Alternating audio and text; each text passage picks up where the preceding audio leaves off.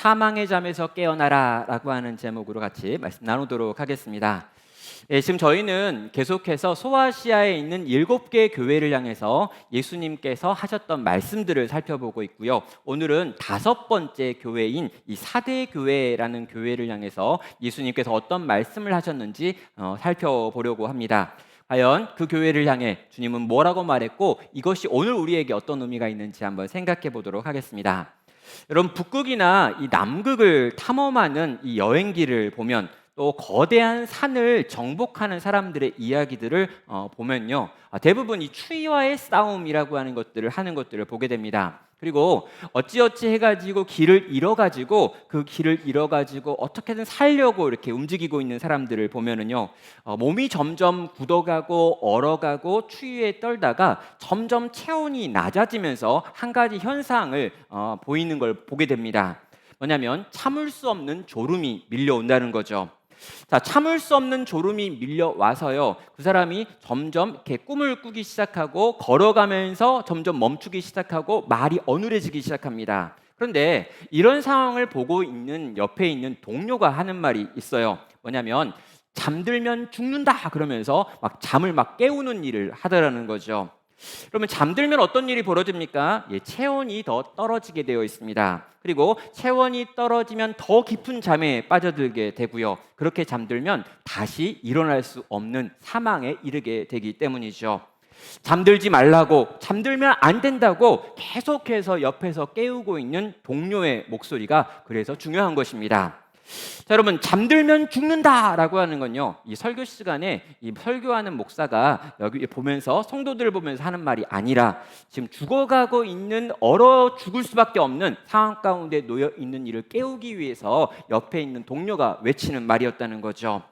자, 오늘 우리가 성경을 보면은요, 여기에 잠들면 죽는다라고 외치는 예수님이 나옵니다. 도대체 이 사대 교회에 어떤 일이 있었길래 지금 이런 말을 하고 있는 걸까요? 자, 오늘 본문을 보면은요, 예수님께서 등장하시는데 평소와 조금 다르게 또 등장하시는 모습을 보게 됩니다. 3장 1절에서 사대 교회에는 사자에게 편지하라. 하나님의 7영과 7별을 가지신 이가 이르시되 내가 내 행위를 아노니 내가 살았다 하는 이름을 가졌으나 죽은 자로다 라고 하는 말로 시작되고 있습니다. 자, 예수님이 지금 등장하시는데요, 이 예수님은 7영을 갖고 계시고 7별을 가지고 있는 분이다 라고 소개를 하는 거죠. 자, 문맥을 좀 보셔야 되는데요, 여기 나와 있는 이 7이라고 하는 말은 이 성경에서 가장 중요한 이 숫자 중에 하나인데 완전하다, 충만하다라고 하는 뜻을 가지고 있는 표현입니다. 자, 완전하신 성령님이시다라고 하는 게 7영이 가지고 있는 특징인데요, 지금 이 사대교회를 바라보면서 예수님이 찾아오셔가지고 굳이 자기를 7영과 7별을 쥐고 있다라고 하는 것으로 표현하는 이유는 뭘까요? 자, 여러분, 이 사대교회를 말하면서요, 예수님은 살아있는 것 같지만 실상은 죽었다라고 하는 말을 했습니다. 생명과 관련된 표현을 쓴 거죠. 그럼 실상은 너희가 거의 죽어 있다, 죽어가고 있다라고, 또 이대로 가면 반드시 죽을 수밖에 없다라고 하면서 사대 교회를 표현했습니다. 자, 그런데요, 이렇게 말씀하시는 예수님이 어떤 분이시냐라고 할 때요, 7영과 7교회의 지도자들을 붙들고 있다라고 하는 말로 지금 자기를 소개하고 있더라는 거죠. 자, 여기 나와 있는 이 영이라고 하는 표현은요, 이 종교적인 의미도 있지만 일반적인 의미도 가지고 있는 단어입니다. 이 퓨누마라고 하는 단어인데 생기, 숨, 바람을 의미할 때도 이 퓨누마라고 하는 단어를 사용하고 있지요. 자, 여러분, 숨, 생기, 바람 이런 것들은요, 다 종합해가지고 어떤 걸 상징하냐면 생명을 의미하는 단어가 바로 이 퓨누마 안에 있다는 것입니다. 자, 그렇다면 예수님께서는 지금 완전한 생명의 영이신 성령님을 붙들고 죽어가는 교회의 지도자들을 붙들고 있다라고 하면서 자기를 소개한다라는 거죠. 자, 지금 너희의 상황은 굉장히 어려운 상황이다. 너희의 생명은 위태한 상태이다. 그리고 그렇게 위태한 상태에 있는 너희를 살리기 위해서는 생명의 영이신 성령님이 필요한데 나는 그 성령님과 교회의 지도자들을 함께 붙들고 있다라고 말하면서 지금 찾아오신 것입니다. 너희가 지금 굉장히 위태한 상황 가운데 있지만 나는 너네를 살릴 수 있는 능력을 가지고 너희에게 왔다라고 말씀하시는 거죠. 자, 그런 다음에 예수님께서 이 사대 교회에게 말씀을 시작하시는데요. 우리가 이제까지 이 예수님께서 첫 번째, 두 번째, 세 번째, 네 번째 교회를 향하여 말씀하실 때 기본적으로 어떤 패턴이 있다, 어떤 흐름이 있구나라고 하는 걸 알고 있어요. 예수님이 먼저 자기를 소개하고요. 그런 다음에 이 교회에 대한 칭찬을 하시고요. 이렇게 칭찬을 하신 다음에 그 교회에 대한 책망을 하고 돌이키라고 이야기한 다음에 너희가 돌이키면 이런 상을 주겠다라고 말씀하시고 마지막에는 귀 있는 자는 성령이 교회들에게 하시는 말씀을 들을지어다라고 하는 걸로 하나씩 하나씩 끝내 오셨죠. 이렇게 반복되는 패턴이 있었는데요. 오늘 이 사대 교회를 향해서 예수님이 말씀하실 때는 이 반복된 패턴이 깨지고 있습니다. 뭐가 깨지냐면요, 칭찬이라고 하는 것이 없다라는 거죠. 여러분, 칭찬이라고 하는 건요 굉장히 필요합니다. 무언가 이렇게 누군가를 책망하기 전에 너가 이러한 부분은 참 잘하는데 여기에 좀 문제가 있다. 그러니까 이건 잘하고 있으니 이걸 잘하고 요것만 좀 고쳐봐라 라고 말할 때 이 상대방의 심리적인 저항감이 좀 덜하기 때문인 거죠. 거기다가 여러분, 칭찬을 한다, 또 칭찬을 받는다라고 하는 건요 상대방이 나에게 관심이 있고 나를 알고 있다라고 하는 걸 의미하기도 합니다. 자, 여러분, 이 칭찬이라고 하는 건요 상대방에 대한 지식이 없이는 불가능해요. 여러분, 칭찬을 하는데 상대방을 모르면요 아주 보편적인 칭찬밖에 못합니다. 넌 참 키가 크구나. 그게 뭔 칭찬이에요? 그건요 그냥 네 유전자 때문인 거예요. 너는 참 이러이러하구나, 넌 참 이러이러하구나, 그런 게 다 외적인 거라면요 그 사람은 실제 나한테 관심도 없고 날 모른다는 거죠. 그런데 어떤 걸 칭찬하는데 그 사람이 최근에 고민하는 거, 최근에 애썼던 거, 최근에 수고했던 거, 그 사람이 가지고 있는 어떤 독특성, 그걸 딱 언급하면서 야, 네가 지금 그 일을 하고 있는 걸 보니까 참 대단하다, 네가 어떻게 그걸 잘했니, 이렇게 이야기하면요 우린 굉장히 큰 만족을 느끼고 감사를 느끼고 또 위로를 받는다는 거죠. 왜? 저 사람은 날 정말 잘 알고 있구나, 저 사람은 나한테 관심이 많구나, 저 사람은 나를 늘 생각하고 기도해왔던 사람이구나 라는 걸 그 아주 적시적절한 칭찬의 말을 들으면서 우리는 느끼게 되기 때문입니다. 예수님께서는요 각 교회를 향해서 관심을 가지고 계셨고 그들을 알고 계셨고 그들의 속마음을 알고 있었고 얼마나 애쓰고 수고하고 있는지를 아셨습니다. 그래서 그분이 칭찬할 때마다 사람들은 위로를 받았고 교회들은 격려를 받았다는 것이죠. 자, 그런데 이제 이 사대 교회를 향해서 예수님이 찾아오셨는데요, 왜 사대 교회를 바라보시면서는 예수님께서 아무런 종류의 칭찬을 하지 않았던 걸까요? 예수님이 사대 교회는 잘 몰라서 그랬다라고 하는 게 말이 되는 걸까요? 또 사대 교회라고 하는 교회가 칭찬을 받을 만한 내용이 하나도 없는 교회였다라고 말해도 되는 걸까요? 여러분, 사대 교회가 칭찬받을 내용이 하나도 없었다라고 하는 건요 말이 안 됩니다. 그럼 이 땅에 있는 모든 교회는요 뭐라도 하고 있기 때문이죠. 여러분, 뭐라도 합니다. 그래서 여러분, 어떤 인간을 봤는데 그 인간에 대해서 칭찬할 거리가 하나도 생각나지 않는다, 그건요 여러분이 그 인간을 잘 몰라서 그런 거예요. 조금만 알면 뭐라도 칭찬할 수 있습니다. 어떻게든 칭찬할 수 있어요. 그 인간을 생각해보고 고민하면 대부분 나쁘지만 뭐 하나 좀 잘하는 게 있는 거죠. 너는 잘 때 코를 안 골아, 뭐 이런 거 있잖아 이렇게. 그러니까 다른 건 진짜 다 싫은데 요거 하나 괜찮은 거 찾아가지고 요거 칭찬하는 거죠.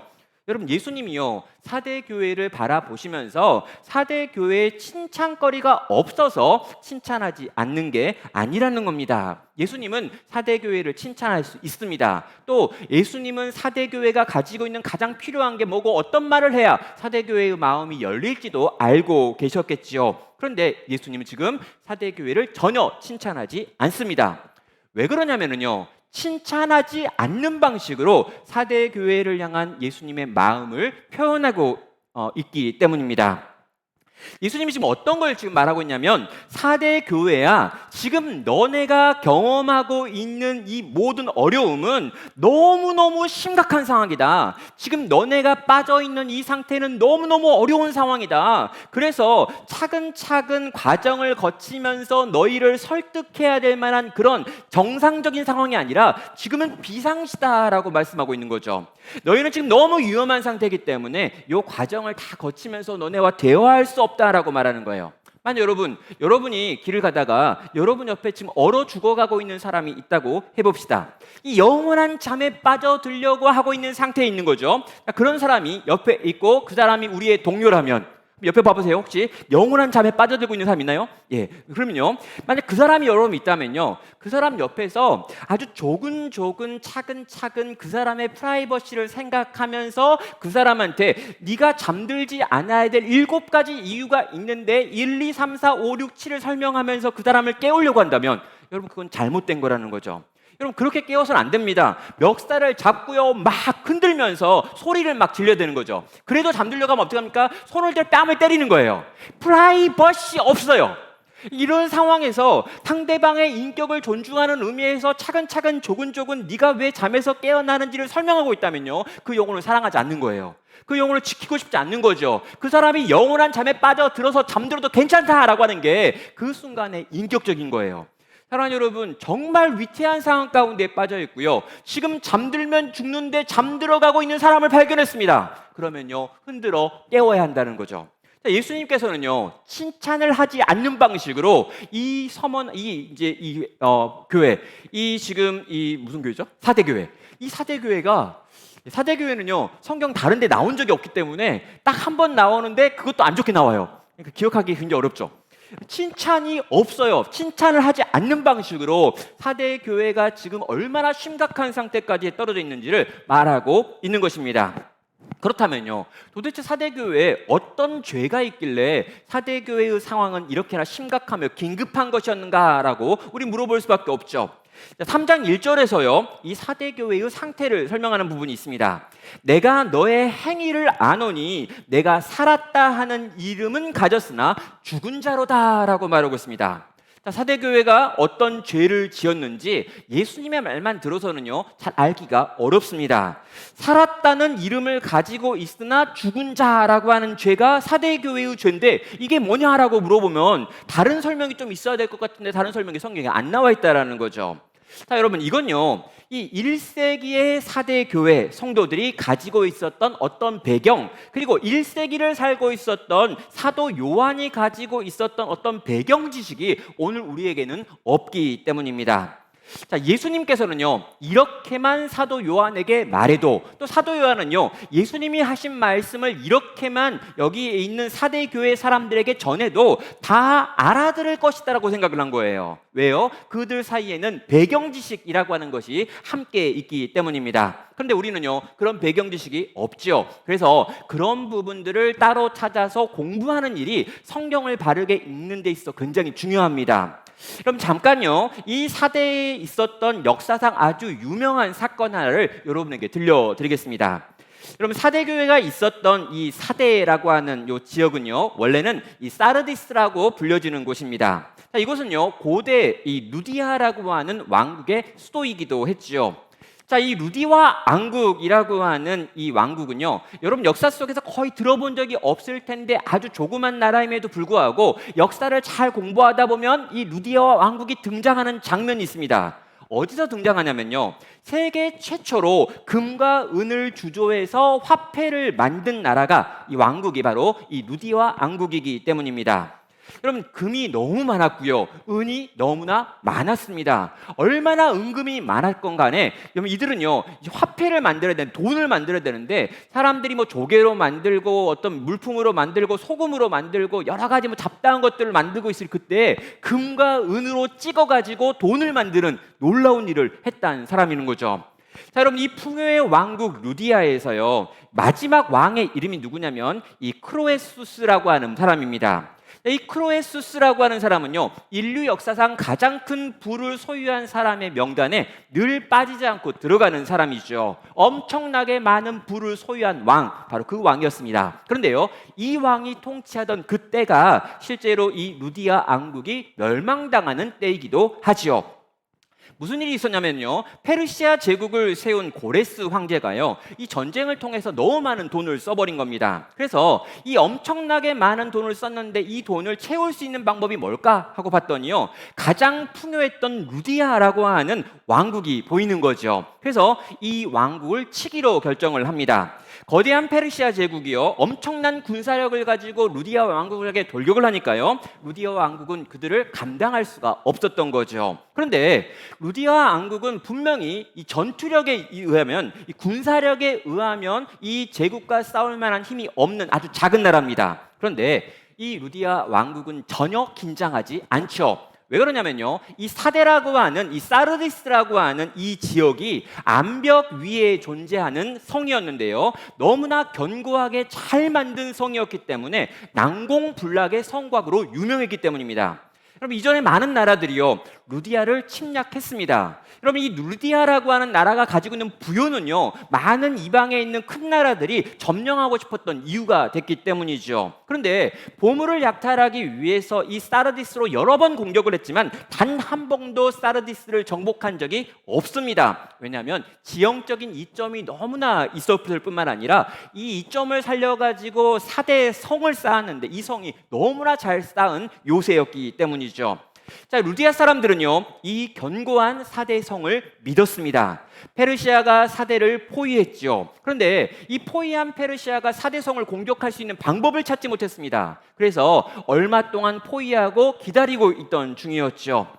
여러분, 이 4대에 살고 있었던 이 루디아 사람들은요, 다른 왕국들이 그랬던 것처럼 페르시아도 얼마 동안 저렇게 진치고 있다가 돌아갈 것이다 라고 하는 생각을 했습니다. 그들이 생각하기에도 그들이 있는 이 4대 성은 너무나 강력하고 견고한 성이었기 때문이죠. 자, 그런데요, 아주 사소하고 아주 작아 보이는 어떤 사건 하나가 발생을 했습니다. 여러분, 4대에 이 성곽에서 보초를 서고 있었던 보초 하나가요, 성벽 위에서 근무를 하다가 투구를 벗고 잠을 잤습니다. 여러분, 군대에 갔다 오시면 알겠지만 절대로 이러면 안 돼요. 우린 꼭 하이바를 쓰고 있어야 됩니다. 보초 나가가지고 모자를 쓰고 있는 거 굉장히 중요한 일인데요. 아무튼 이 친구는요, 올라가서 보다가 적들이 저 밑에 있고 적들이 올라올 방법이 없다는 걸 아니까 너무 나태해져가지고요, 이 투구를 벗고 성곽 위에서 잤어요. 근데 실수로 발로 투구를 차가지고 투구가 마당에 떨어져 버렸습니다. 자, 여러분, 투구를 잃어버리면은요, 그 위에 있는 상관한테 혼나는 거예요. 그래가지고 이 사람이 한 게 뭐냐면 문책을 피하기 위해서 성의 비밀 출구로 내려와가지고 투구를 찾아가지고 그 비밀 출구로 몰래 올라갑니다. 그런데 여러분, 하필 그 장면을 페르시아의 한 군인이 본 거죠. 그리고 페르시아 군대가 그 밤에 이 비밀 출구를 통해 가지고 올라왔더니 그 4대 성에 있는 군인들 대부분이 자고 있어가지고 한순간에 성문을 열어가지고 전쟁에 승리해서 4대 성이 그날 멸망당하는 이야기가 있었다는 거죠. 자, 여러분, 루디아 왕국의 멸망 이야기인데요, 이 이야기를 이렇게 길게 하는 이유가 뭘까요? 그럼 이 이야기가 4대에 살고 있는 모든 사람들이 익히 알고 있는 이야기고요, 1세기 소아시아에 살고 있었던 모든 사람들이 4대 하면 떠올리는 게 바로 이 이야기이기 때문입니다. 엄청난 부자였다. 강력한 성벽을 가지고 있었다. 근데 졸다가 망했다. 자다가 망한 나라. 엄청나게 강력한 성을 가지고 보호를 받고 있었지만 잠을 잘못 자가지고 졸다가 끝장난 나라가 바로 4대다라는 게 그 당시 사람들이 다 4대 하면 떠올리는 이야기였다는 거죠. 자, 그렇다면 오늘 이 4대 성에 있었던 이 교회, 4대에 있는 교회가 어떤 죄를 지었다라고 예수님은 말씀하고 있는 걸까요? 바로 영적인 잠을 자고 있었다라고 경고하시는 것입니다. 여러분, 좀 더 익숙한 표현으로 바꾸면요, 영적으로 그들이 한없이 무감각해진 상태였다라고 말해도 좋을 것 같습니다. 그들은 풍요했습니다. 그들은 특별한 박해를 받지 않았습니다. 4대는 로마의 영향을 별로 받지 않는 지역이었고요, 로마가 하는 정책을 적극적으로 따라가는 도시도 아니었습니다. 황제를 숭배하는 것과 관련해가지고도요, 4대에 있는 유물들을 보면 황제의 흉상들이 거의 나오지 않는 걸 보면 황제 숭배에 있어도 그렇게 열심을 내지는 않았던 것 같습니다. 여러분, 4대 사람들은요, 그들이 이미 가지고 있는 풍요를 잘 누리는 사람들이었습니다. 그들은 갈등을 좋아하는 사람들이 아니었습니다. 그들은 편하게 하루하루를 사는 사람들이었고요, 새롭게 나타난 그리스도인들을 보면서 또 교회를 보면서도 별로 큰 관심을 갖지 않았다라는 것이죠. 그래서요, 4대 교회는요, 어떻게 보면 살아있는 것 같아 보였습니다. 여러분, 인간적으로 보면은요, 4대 교회는 활동적이고요, 살아 움직이는 것처럼 보였습니다. 종교적인 활동들을 계속 드러내놓고 하고 있었지요.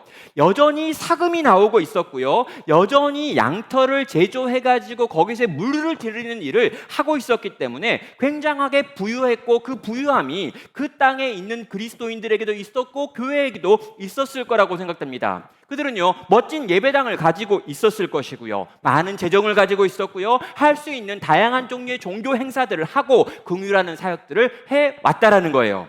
그러면 겉으로 보기에는요, 가장 활동적인 교회 중에 하나가 사대 교회일 수 있습니다. 그런데 문제가 무엇입니까? 예수님께서는요, 사람의 겉모양만 보시는 분이 아니라 사람의 중심을 보시는 분이시기 때문입니다. 예수님은요, 교회의 중심을 보셨습니다. 예수님은요, 중심이 없는, 마음이 없는 형식을 보실 때 참을 수가 없는 분이셨던 거죠.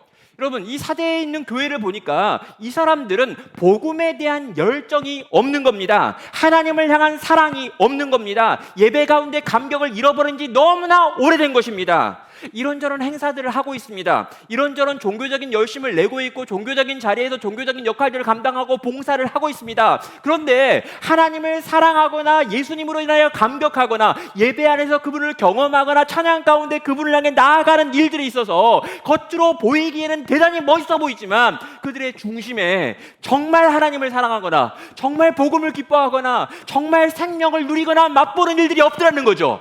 열심히 기도합니다. 그런데 기대하지 않아요. 하나님이 내 기도를 들으실 거라고 생각하지 않는 거예요. 말씀을 듣는 자리에 와서 앉아 있습니다. 그러나 이 시간에 하나님이 내게 말씀할 거라고 생각하지 않는 거죠. 하나님이 이 시간에 나에게 아니 왜? 나는 지금 잘 살고 있는데, 난 꽤나 괜찮게 신앙생활하고 종교생활하고 있는데 왜 내 인생 가운데 하나님이 말해? 나는 지금 적절한 수준에서 종교생활을 차근차근 잘하고 있어라고 생각하는 사람들이 바로 여기 사대 교회 사람들인 거죠. 여러분, 하나님의 임재가 전혀 없는 예배를 드리면서요, 이 예배가 뭐가 문제야? 라고 생각을 하는 거예요.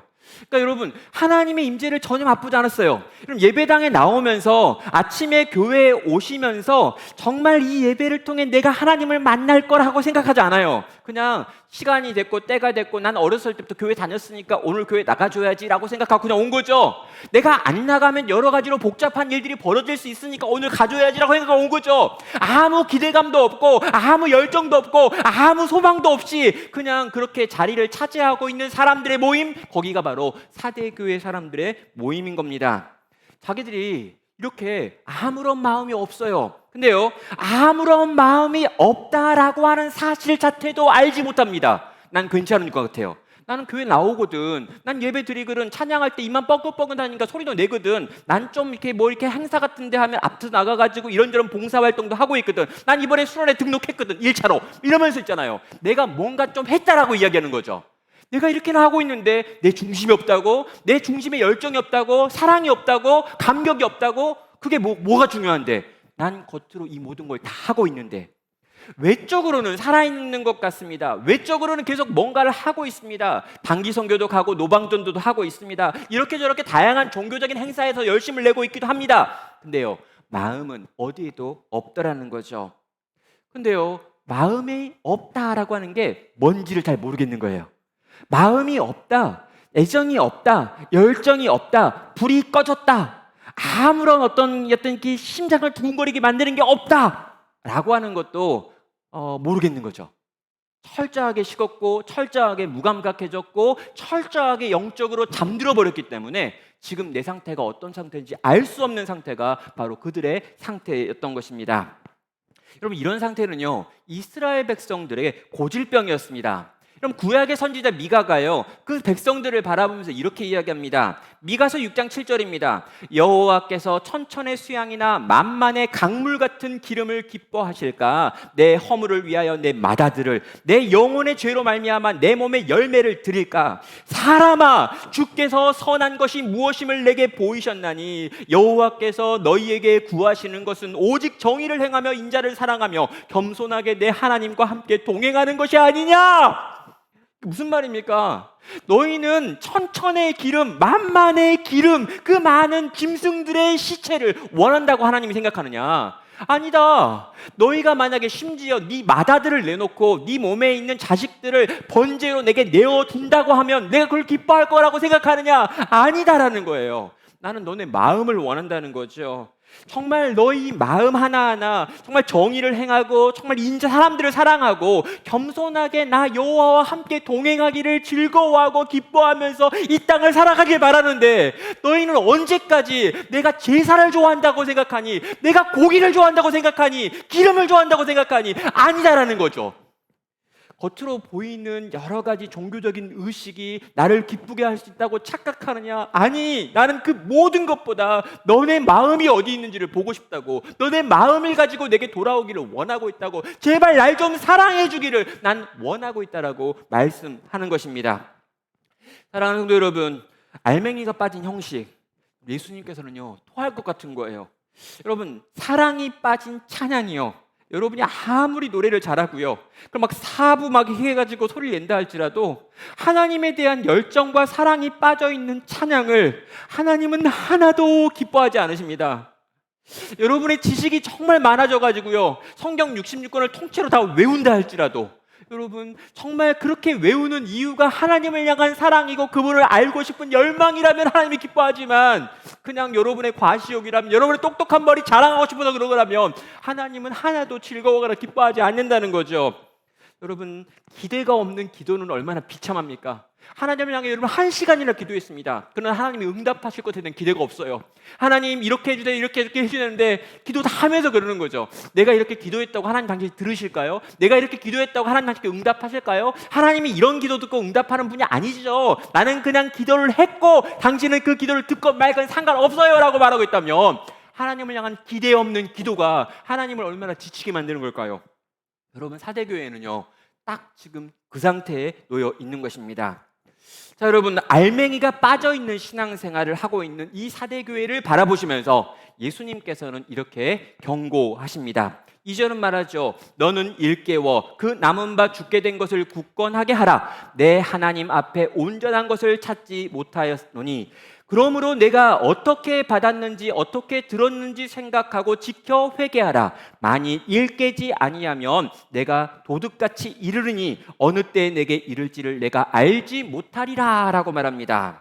지금 무슨 이야기 하냐면 일어나라 라고 하는 이야기를 하는 거예요. 여기 앞에 보면 2절에도 일깨워라는 표현이 나오고 3절에도 일깨지 아니하면 이라는 표현이 나옵니다. 너네를 깨우려고 한다는 거죠. 일어나야 된다는 거예요. 너희는 지금 잠을 자고 있다는 거예요. 너무 심각하게 잠들어서 네가 자고 있는 줄도 모른 채 죽어가고 있는 잠을 자고 있다는 거죠. 제발 일어나야 된다고 해요. 제발 일어나야 된다. 일어나지 않으면 죽는다 라고 말하는 거예요. 그러면서 뭘 경고합니까? 내가 도둑처럼 갈 텐데 도둑처럼 가기 전에 빨리 일어나라 라고 또 한 번 이 사람들을 향해서, 사대교회를 향해서 잠에서 깰 것을 명령하고 있는 것입니다. 그럼 소아시아에 있는 다른 교회들은요 굉장히 위태한 상황이었습니다. 교회를 향한 핍박이 점점 심해지고 있었습니다. 그런데요 사대교회는요 이런 종류의 어려움이 없던 교회죠. 그래서 이들은 영적인 잠에 빠져든 겁니다. 여러분, 정말 그들은 좋은 꿈을 꾸고 있는 상태입니다. 살아있다, 우리만 살아있다, 우리만 괜찮다, 우리는 지금 최고의 상황이야 라고 생각하고 있는 거죠.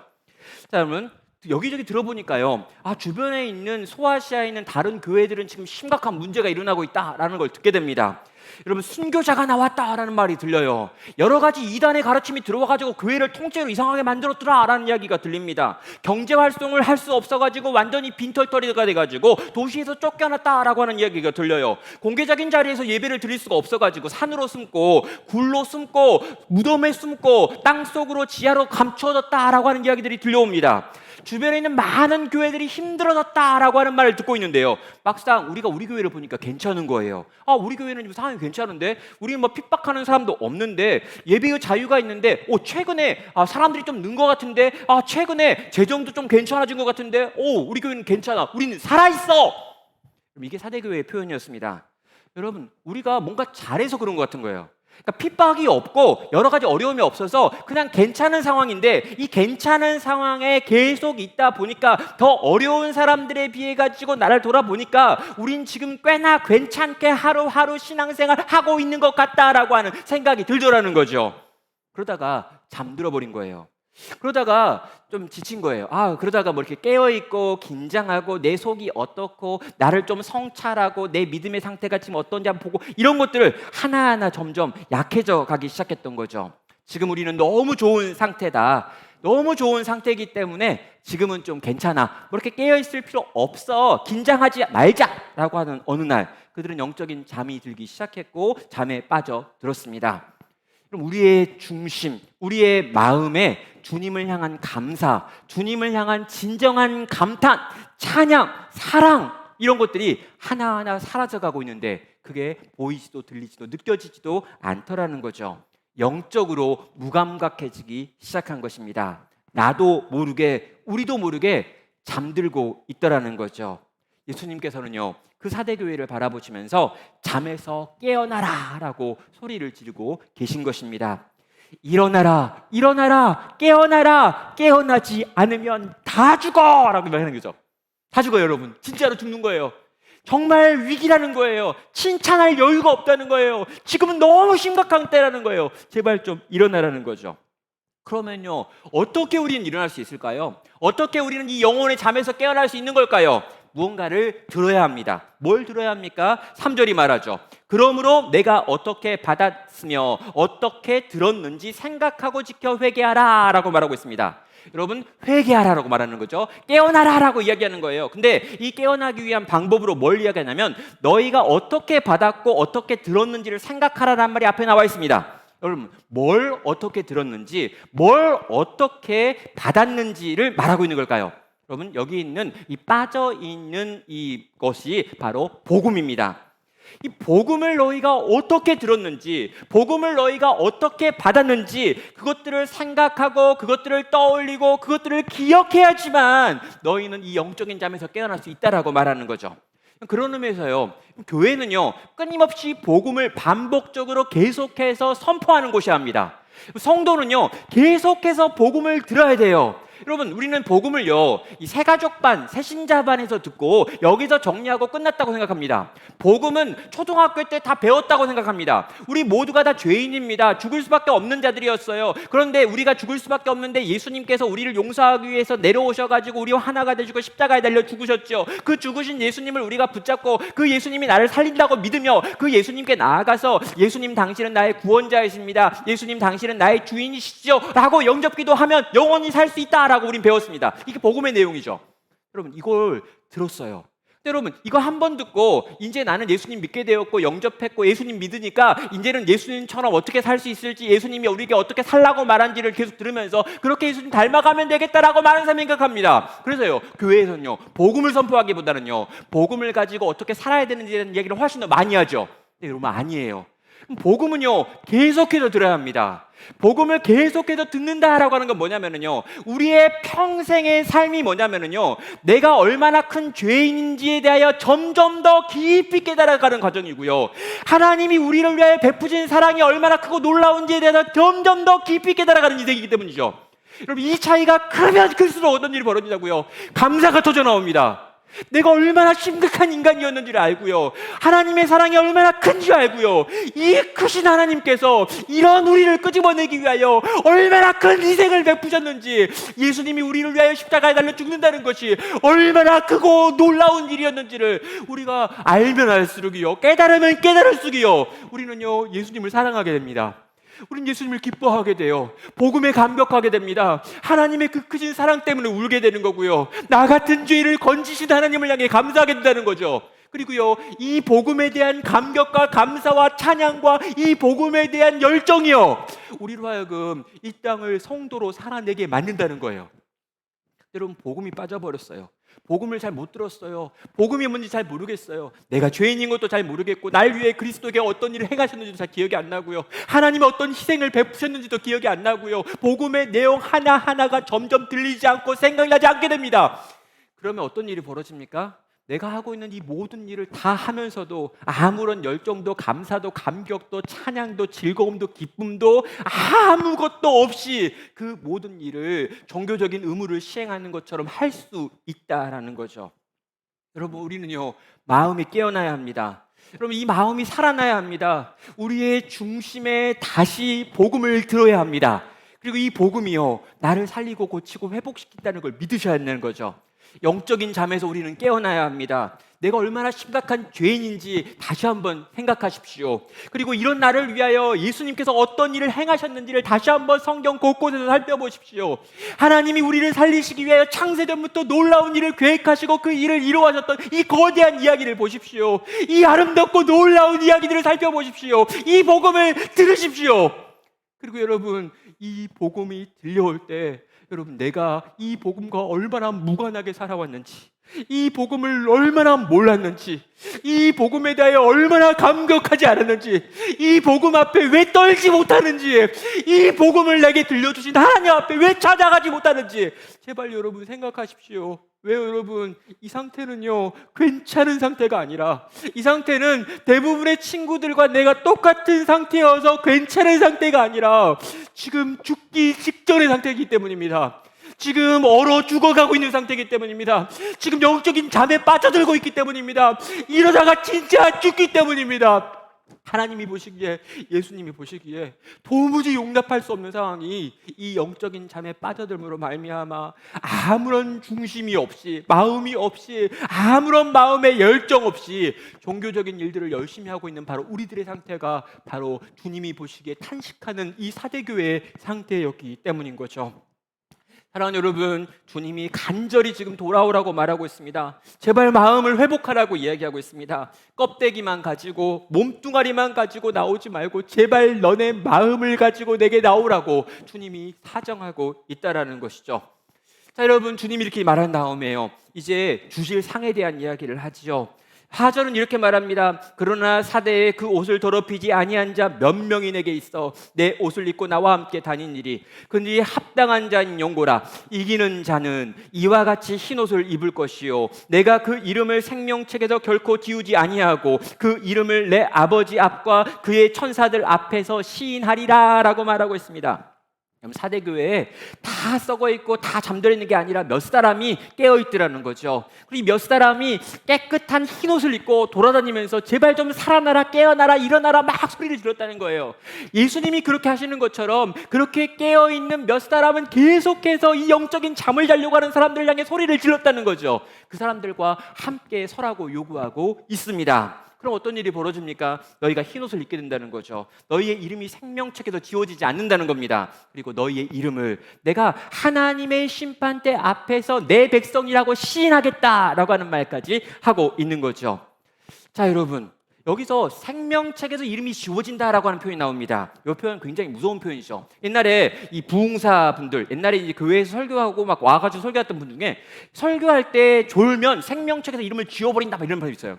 막 너 설교 시간에 잔다고 이 하나님의 말씀이 떨어지는데 어떻게 넌 잘 수 있니? 그러면서 너는 이제 생명책에서 네 이름을 지워버린다 막 이러면서 겁줬던 분이 있습니다. 이건 그런 뜻 아니에요. 절대로 그렇게 무서워하실 필요 없어요. 여기 나와 있는 이 표현은요, 실제로 AD 1세기 교회 안에서 소아시아 지역에서 이미 있었던 어떤 사건입니다. 뭐냐면요, 당시의 문화는 어떤 문화냐면 이 명예가 굉장히 중요했던 문화예요. 그래서 그 도시의 시민들에게는 시민 명부라고 하는 게 있어가지고 이 도시에 속한 시민들은 그 명부에 이름을 기록합니다. 그런데 이 사람이요, 죄를 지었고요, 이 죄가 중죄예요. 그래가지고 이 사람한테 큰 처벌을 내리기 전에 무슨 일이 있냐면, 처벌을 내리기 전에 이 명부에서 이 사람의 이름을 지워버립니다. 왜 그렇게 하는 거냐고요? 이거예요. 우리 도시 사람 중에 사형받을 만한 사람은 없다라는 거죠. 명부에서 이름을 지우면 이 백성이 아닌 거예요. 명부에서 이름을 지우면 이 사람에 대한 책임을 이 도시가 더 이상 짓지 않게 된다는 거죠. 그래서 이 도시에 있는 시민 명부라고 하는 게 있는데, 이 명부에서 이름을 지워버린다, 이 명부를 파버린다라고 하는 것이 갖고 있는 의미는요, 더 이상 이 사람을 내 사람이 아니고 우리 도시 사람이 아니고 우리 시민이 아니라라고 하는 선언이었던 거죠. 여러분, 생명책에서 이름을 지우지 않겠다라고 하는 건 바로 이 뜻입니다. 그러니까 하나님 나라에도 생명책이라고 하는 시민 명부가 있다는 거예요. 거기에 너네 이름이 기록되어 있다는 거죠. 근데 이 기록되어 있는 너네 이름을 내가 지켜줄게 라고 말하는 거예요. 절대로 너희의 이름을 여기서 파버리지 않겠다라고 하는 말을 지금 예수님께서 하고 있는 거죠. 너네를 지켜주겠다, 너네를 보호하겠다, 너네와 함께하겠다라고 하는 이야기를 한 거예요. 거기다 여러분, 두 번째 주님이 하신 약속이 뭡니까? 너희의 이름을 아버지와 천사들 앞에서 시인하겠다라고 말하죠. 이게요, 마지막 날 우리가 가게 될 모습이고 마지막 날 우리가 경험하게 될 어떤 사건에 대한 이야기입니다. 여러분 우리가요 죽어요. 그러면요 천국에 갈까요? 지옥에 갈까요? 그럼 천국과 지옥에 가기 전에 먼저 하나님의 재판정 앞에 서게 됩니다. 재판관은 하나님이 계셔요. 근데 하나님이 딱 계시고요. 내가 그 재판장 앞에 서게 되면 우리 대부분이 어떤 태도냐면요. 완전 막 이렇게 쫄려가지고 아니 막 이렇게 죽을 것 같은 거예요. 왜냐하면 내가 주님을 위해 산 것도 있고 주님을 뜻대로 했던 것도 있지만 내가 지었던 죄와 하나님의 기대에 미치지 못했던 많은 것들이 막 떠오르잖아요. 여러분 이 불꽃 같은 눈으로 우리를 바라보고 계시는 이 거룩하신 하나님 앞에 딱 섰는데 여러분 우리의 죄가 막 생각나는 거죠. 도대체 내가 뭘 한 거지? 내가 이 땅에 있을 때 좀 더 잘할 걸, 걔한테 거짓말하지 말 걸, 걔 왕따 시키지 말 걸, 걔한테 날 잘못 안 하고 좀 잘했을 걸, 좀 더 열심을 낼 걸, 좀 더 말씀 많이 보고 좀 더 기도 많이 할 걸 수없이 많은 생각들 하고 있잖아요. 그래서 고개를 푹 숙이고 있는 거죠.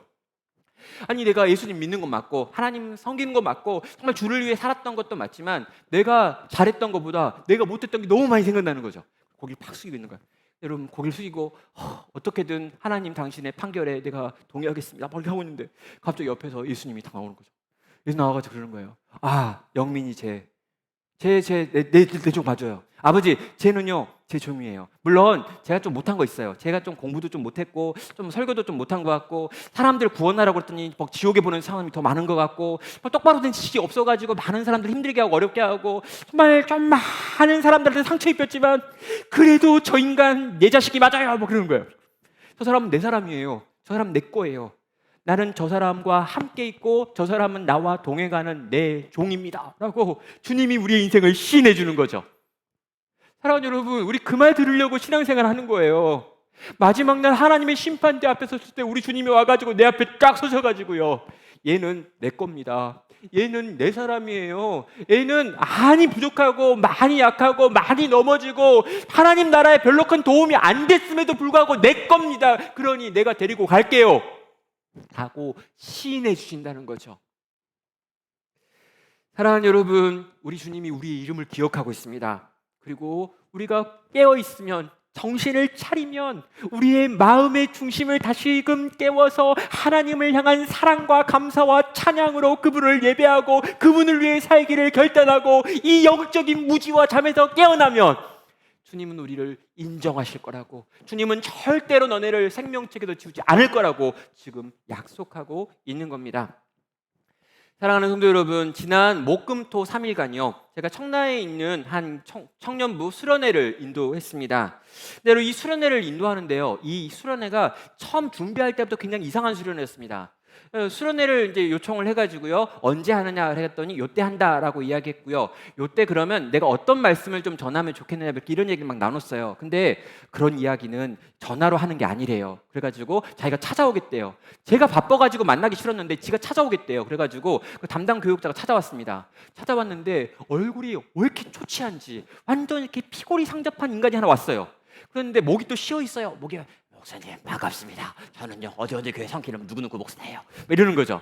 나이가 되게 어린데 목이 쉬었어요. 근데 막 이야기하는 거죠. 수련회를 위해서 기도하고 있습니다. 그러면서 어떤 말씀을 들을까 하다가 목사님이 이러이러한 말씀을 전해주면 좋겠습니다. 이렇게 이야기하는 거죠. 근데 우리 수련회는 약간 달랐으면 좋겠습니다. 그러더니 우리는 오후에도 말씀을 듣고 싶고 저녁에도 말씀을 듣고 싶습니다. 그러는 거죠. 그래서 수련회 오후 일정도 말씀, 기도, 소그룹 저녁도 말씀, 기도, 소그룹 이렇게 돼 있고 또 다음 날도 오후에 말씀, 기도, 소그룹 저녁 말씀, 기도, 소그룹 이렇게 돼 있는 거예요. 심지어 토요일 날 오전에도 예배를 드린다는 거예요. 원래 여러분 수련회 마지막에는 폐회 예배 짧게 끝내는 거잖아요. 여러분 이걸 가지고 우리가 받던 은혜를 가지고 이제 열심히 살아봅시다 화이팅 이렇게 끝내야 되는 거잖아요. 폐회 예배는 원래 그런 거니까. 근데 여러분 그렇게 말하지 않고 폐회 예배도 진짜 예배입니다. 아침 일찍 깨워가지고 9시부터 설교 들을 수 있게 해놓을 테니까 목사님 풀 텍스트로 다 준비세요 이런 거죠. 그러면 한 번에 얼마씩 설교를 하면 되냐라고 물어봤더니 목사님 2시간 정도 해주시면 될까요? 막 그러는 거예요. 깜짝 놀랐습니다. 요즘 1시간밖에 요구 안 하거든요. 저는 그 1시간이 너무 짧아가지고 어떻게든 70분 하면 안 되지 않고 사정을 했거든요. 근데 안 된다는 거예요. 2시간 정도만 해주시면 좋겠다고. 제발 목사님 2시간 정도 할 수 있냐고 막 그러는 거예요. 그래서 내가 할 수 있지. 자존심 있어가지고. 그래서 수련회를 갔습니다. 수련회를 갔는데요. 수련회 딱 시작하면 원래 다 이렇게 성대에 준비돼 있어야 되는 거잖아요. 근데 청년들이 요 수련회를 진짜 열심히 준비한 거예요. 이미 이 말씀을 여러 번 손으로 필사를 하고요. 여기 있는 말씀으로 2달간 큐티를 막 하고요. 여기에 있는 말씀을 가지고 수련회 준비 기도를 계속했어요. 그래가지고 수련회 준비 기도를 너무 열심히 해가지고요. 이 또 담당 목사가 목이 쉬어가지고 막상 수련회 와가지고 말을 못해요. 진짜 이상하다 이런 생각이 들었어요. 아무튼 이제 수련회가 진행됐고 저는 열심히 말씀을 전했습니다. 근데 금요일 날 오후 2시에 이제 이 집회가 시작됐어요. 그래서 찬양을 또 1시간 하고 또 막 뛰었어요. 막 열심히 뛰고 그런 다음에 제가 말씀을 시작하는데 제가 이제 올라가 가지고 말씀 막 전하고 있는데 더운 거예요. 도대체 왜 이렇게 더울까? 분명히 이렇게 찬양할 때는 시원했는데 왜 말씀만 전하려고 올라오면 이렇게 더운 걸까? 이런 생각이 들었는데 보니까 에어컨이 꺼진 거예요. 여러분 온도 기억나시죠? 어제 금요일 날? 여러분 36도였는데요. 그 실내 온도가 34도까지 계속 올라가는데 아무도 에어컨을 켜는 사람이 없는 거예요. 보니까 전원이 나갔대요. 전기를 많이 써가지고 오래된 그 이제 기분이 그래가지고 전원이 나가서 에어컨이 꺼진 거예요. 막 더워지고 있는데 그래서 더워지고 있구나 에어컨이 꺼졌구나 누가 켜겠지 했는데 아무도 안 켜요. 봤더니 진짜 에어컨이 그쪽에 있는 전원이 다 나간 거였어요. 그래서 설교를 하다가 제 마음에 생각을 했죠. 그래 이렇게 더운데 어떻게 말씀을 들을 수 있을까? 어떻게 이렇게 더운데 어떻게 설교를 끝까지 들을 수 있겠니? 2시간째 못 하겠어. 1시간만 지나면 애들이 막 몸을 비틀 거고 몸을 비틀기 시작할 그때쯤에 지혜롭게 해서 딱 끝내야지. 그래놓고 제가 이제 멘트로 여러분 너무 덥고 상황이 이러하니 전원이 나가버린 상황이니까 여러분 나가가지고 좀 시원한 데서 좀 이렇게 냉기를 먹고 오고 좀 전원 들어오는데 에어컨이 있는데 가가지고 좀 쉬었다가 우리 이거 이렇게 이제 저는 생각한 거죠.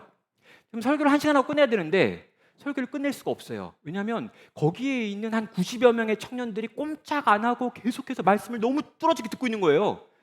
정말 짜증 났습니다. 이제 끝내야 되는데 난 죽을 것 같은데 여러분 조명이 지금 우리는 LED로 바뀌었거든요. 여기는. 근데 거기는요 아직도 할로겐이에요. 할로겐은요 태양광입니다. 그래서 거기 있는 개들이 34도면 저는 지금 36도 37도인 거예요.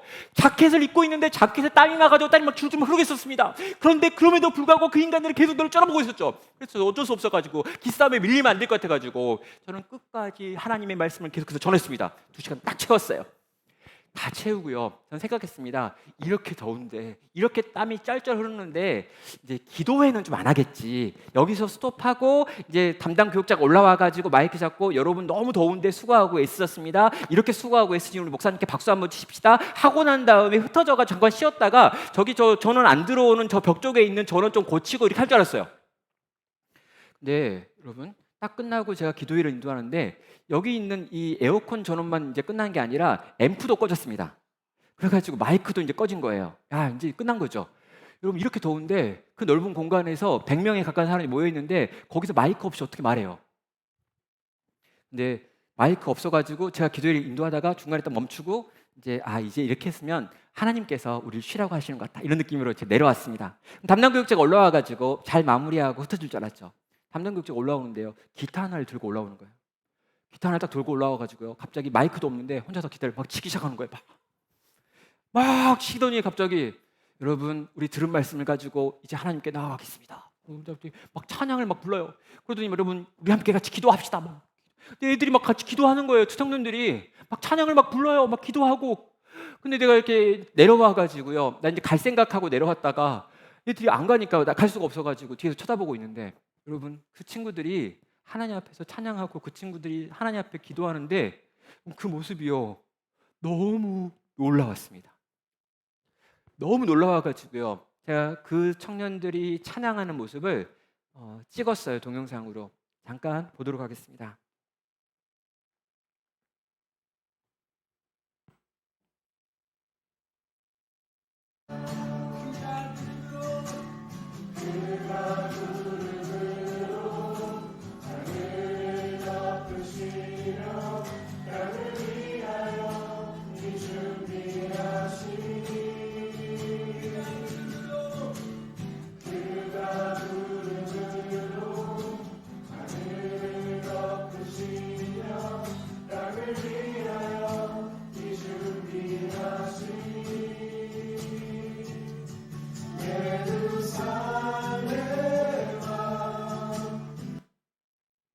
네, 제가 나중에 이게 설교 시간에 쓸 걸 생각했으면 그 뒤에 한 소절 더 찍었어야 되는데 그냥 이렇게 찍다가 껐는데 하필 저기서 껐어요.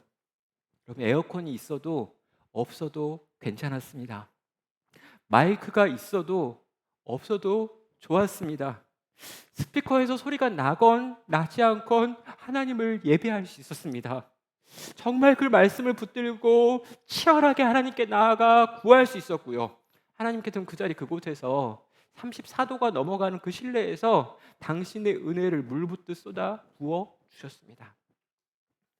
사랑하는 여러분, 모든 형식을 다 갖췄는데 마음이 없는 것과 모든 형식이 다 무너졌는데 마음만 남아있는 것, 그 둘 중에 우리 주님은 우리의 마음을 묻는다는 거죠.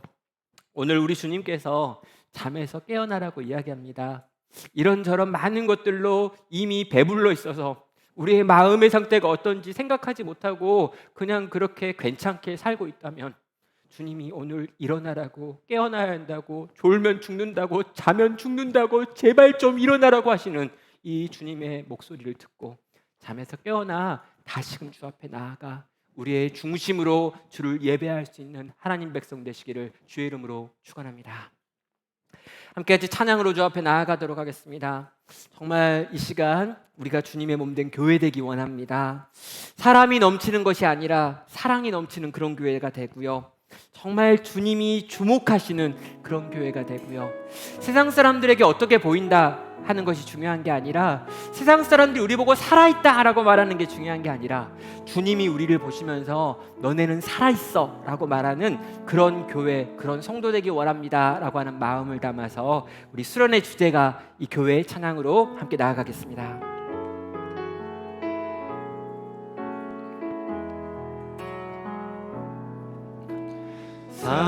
사람이 넘치기보다 사랑이 넘치는 교회, 섬김을 원하기보다 섬김의 기쁨 알아가는 교회. 세상이 주목하기보다 주님이 주목하는 교회, 화려한 겉모습보다 중심이 주를 향한 교회, 주님이 피로 사신 아름다운 교회, 서로를 사랑함으로 하나 되는 교회, 주님이 머리 되신 거룩한 교회, 우리 함께 만들어가. 사람이 넘치기보다 사람이 넘치기보다 사랑이 넘치는 교회, 섬김을 원하기보다 섬김의 기쁨 알아가는 교회, 세상이 주목하기보다 주님이 주목하는 교회, 화려한 겉모습보다 중심이 주를 향한 교회, 주님이 피로 사신 아름다운 교회, 서로를 사랑함으로 하나 되는 교회, 주님이 머리 대신 거룩한 교회, 우리 함께 만들어가요. 정말 주님이 보시기에, 정말 우리 중심이 주님 보시기에 아름다운 그런 교회가 되기 원합니다. 우리 중심을 가지고 주 앞에 나아가는 그런 하나님 백성 되기 원합니다. 주여 하나님 아버지, 우리의 겉으로 들어가는 많은 모습들이 살아있는 것 같지만 실상은 죽어있는 거라면, 알맹이가 사라져버린 거라면, 마음이 없는 거라면, 사랑을 하지 않는 것이고 소망이 없어져 버린 것이고 하나님을 향한 기대가 사라져버린 것이고 하나님 당신을 향한 믿음이 지워져 버린 상태로 우리가 지금 종교 생활하고 있는 거라면 오늘 이 시간 이 말씀을 듣고 우리를 이 잠에서 깨워 주시옵소서. 이 잠에서 일어나게 하여 주시옵소서. 이 사망의 잠에서 우리를 깨워 주시옵소서. 겉으로 보이는 많은 것들에 감춰져 있는 우리의 중심이 드러나게 하시고 우리의 중심을 뒤집어서 하나님 당신을 향한 사랑으로, 당신을 향한 감사로, 당신을 향한 찬양으로, 당신을 향한 기쁨과 열망으로 채워주시옵소서. 우리의 중심을 살려주시는 주의 은혜 경험하기 원합니다. 주여 우리 가운데 찾아와 주시옵소서. 함께 합심하여 기도로 주 앞에 나아가겠습니다.